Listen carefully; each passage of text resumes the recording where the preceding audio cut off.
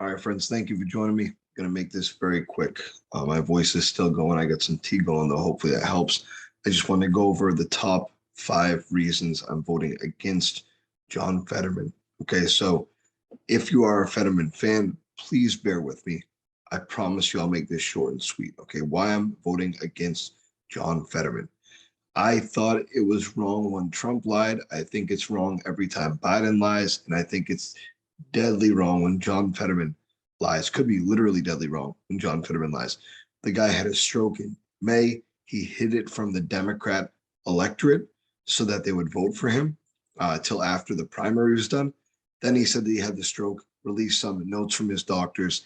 Now he won't release updated records, health records, even though he says that he's fine or he will be fine or whatever. Okay. We know nothing about this guy's health. We have no idea what the current state is. And then, this brings me to number two, the insane rhetoric, the victimhood narrative that's being spun because this guy is disgusting. He got an interview. It wasn't even a hard interview. All the lady said was that, in her opinion, he had a difficult time. Sorry, I'm losing my voice. A difficult time communicating with her when he didn't have this machine, this CCTV machine or whatever. You can look at. I forget what it's called. I don't know if it's. I think it's closed caption.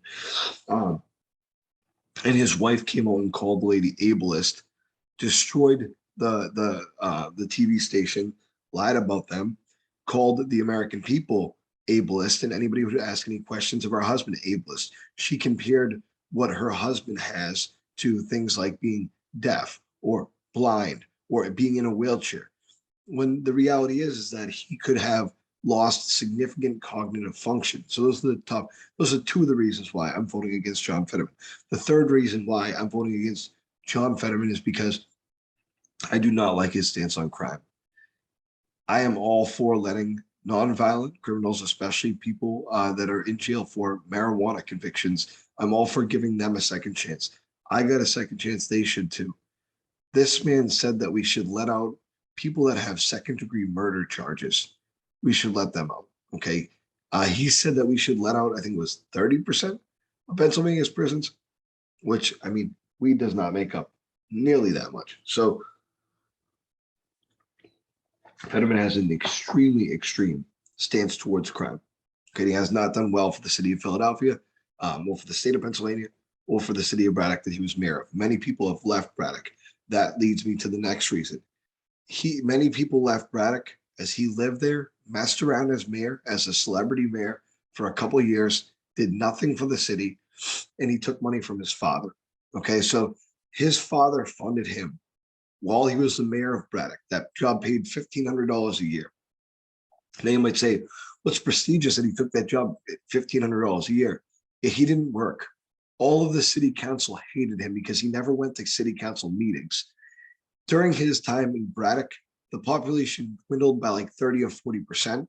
Crime went down for a little bit and then shot right back up during the second half of his tenure. And he was often made fun of for not ever being in Braddock and doing interviews on TV all the time, so on and so forth. In addition, he had a racist attack against a young black man who was running innocently, going for a jog. He thought that the guy looked suspicious, pulled out a shotgun and chased the guy down. It's real. Look it up. So John Fetterman could be a racist. Okay. And his father, again, funded him to the tune of $55,000 a year while he was useless mayor. Okay. And that leads me to my final reason. And there's many, many reasons that can be put here. I'm going to actually put two kind of. So, well, definitely. The first one is the fact that he acts like he's, not extreme on abortion. He's extreme to the other side. Dr. Oz is the one who doesn't want any more than a 15-week ban on abortion, if not a 20-week ban on abortion. John Fetterman wants no strings attached to abortion. He wants you to be able to abort a child if that child is ready to be born and is fully formed and alive. Okay. In addition, he's lost a ton of jobs to the state of Pennsylvania, and his policies would as well, from pipeline jobs, like oil pipelines, to fracking jobs, all different types of industries.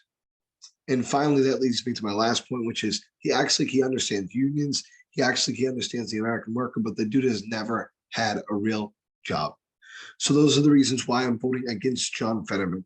I come back for my video on why I am voting for Dr. Oz. Thank you. Share, like, subscribe this. Subscribe to this. Thank you very much. Please make sure that you vote for Dr. Oz. Have a good night.